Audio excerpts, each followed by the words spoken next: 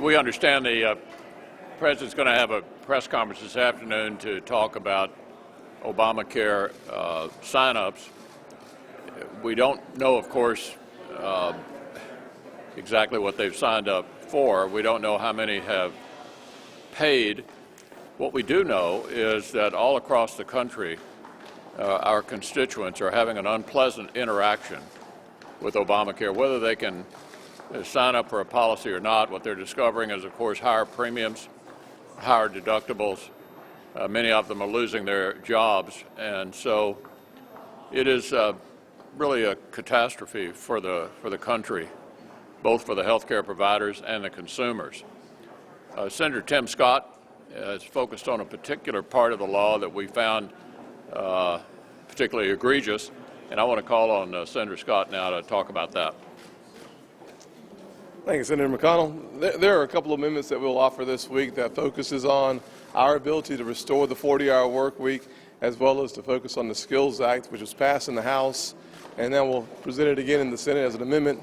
If you think about the fact that we have 11 million Americans out of work, but we have 4 million jobs that go vacant, the Skills Act will provide the type of training necessary at our technical schools and job training programs to put those folks back to work. And the second thing I think about is the 40-hour work week. So many folks, there's a classic story in South Carolina, young man working at a restaurant where his hours are going to be cut by 25%, which means his compensation is going to go down by 25%. We want to restore the 40-hour work week so that folks working in South Carolina can have their income. And this is the best thing that we can do to help our folks who are desperately looking for work, ready, willing, and able to work. And yet this administration, and Obamacare specifically, stands in the way of making sure that their pay is not cut.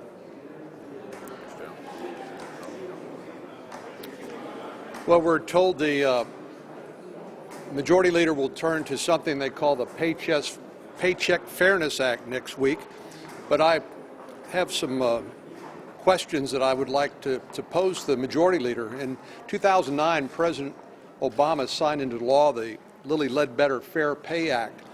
In 2012, the President said that this law would ensure equal pay for equal work, close quote. So if that's already the law, you might ask, why in the world would the Majority Leader want to bring another law to the floor for debate? What's changed? Why hasn't the earlier law worked? Well, we all have learned the reason why, and that is the press conference that Senator Reid and others had last week, reported by the New York Times and others, that said the proposals that they will be making, whether it's unemployment insurance, minimum wage, so-called paycheck fairness, are not really designed to make law or to offer solutions. That's not really their point. The New York Times continued, said White House officials said they have no intention of searching for any grand bargain with Republicans on any of these issues. Quote, the point isn't to compromise, the White House official said. So I think we all know what's going on here. None of this is designed to make policy. None of it's designed to offer solutions. It's all part of the re-election campaign for people who are desperate to change the subject from this failed policy known as Obamacare.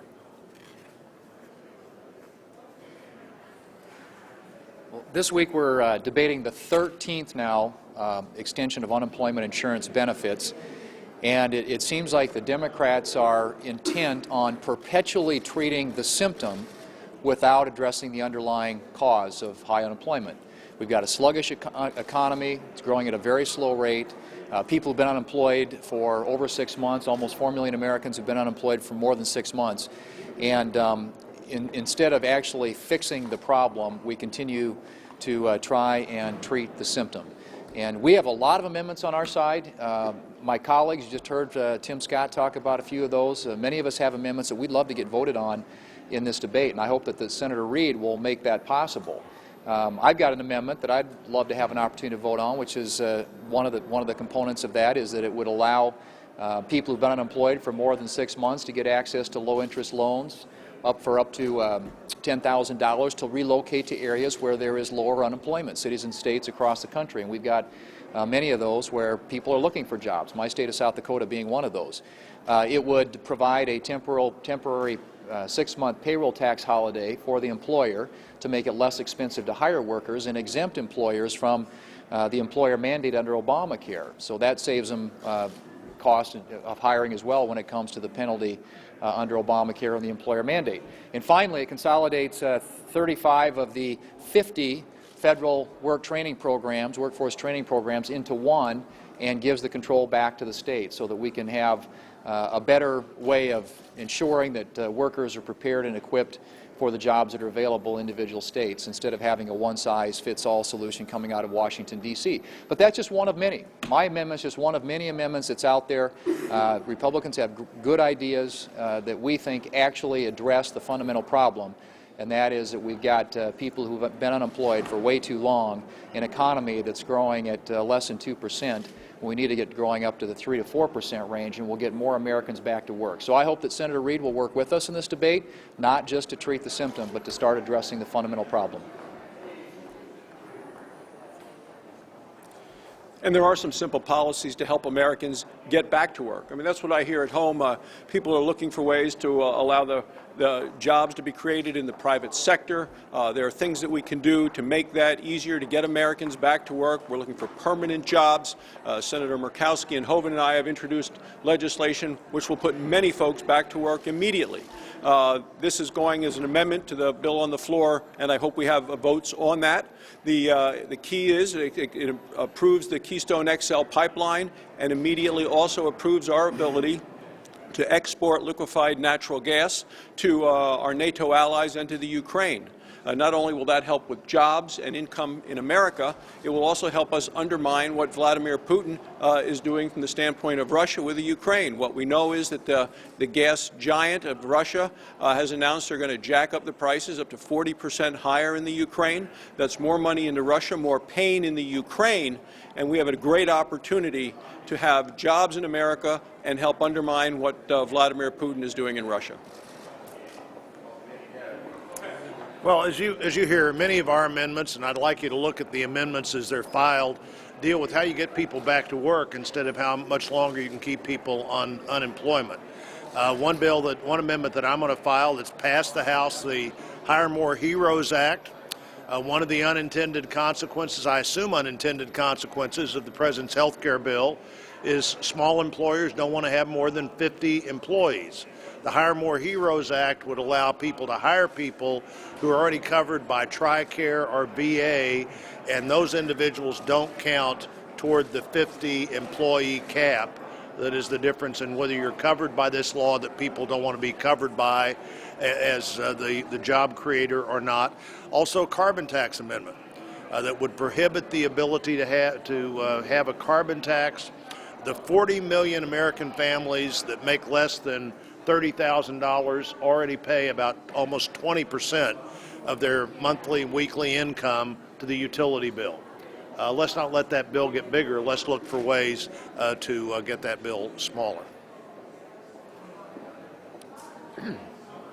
Hey, Copeland. Senator Yep. McConnell, there's talk of release of Jonathan Pollard as part of peace negotiations. What are your thoughts on that? Yeah, I haven't focused on that yet. I just heard it a few moments ago. I don't know if any of my colleagues want to comment on it, but I really haven't focused on it yet. Senator McConnell, how was Scott Brown received at Republican lunch today?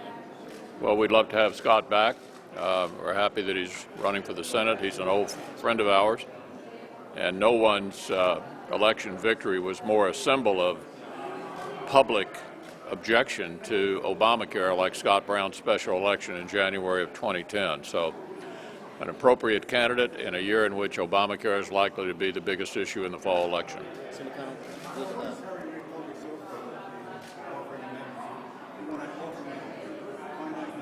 Yeah, you know, once again, it appears that we're back to the old way of operating here. He's filled up the tree on the unemployment insurance bill. It looks like sort of the old majority leader's back again. We would like to obviously offer amendments that we think address the real problem, the joblessness, rather than the symptoms. But as we speak right now, it's unclear whether we're going to get to offer amendments or not. Senator McConnell, Yeah, we're gonna offer amendments. Whether we can get them pending and voted on is regretfully up to him, because he's used the device once again, which he's used more than the last 6 leaders combined, to potentially either prevent amendments at all, or what is even more maddening to my members, telling us which of our amendments we can offer. So we'll see where this ends up, but it's eerily similar to past behavior. Senator McConnell, on pay equity and minimum wage, do you expect Republicans to vote to have those debates, or do you think this is a sham and not worth having those debates? Well, the majority leader determines what the agenda is, and he'll determine, what bills we go to. So we'll deal with them as they come along. Thank you.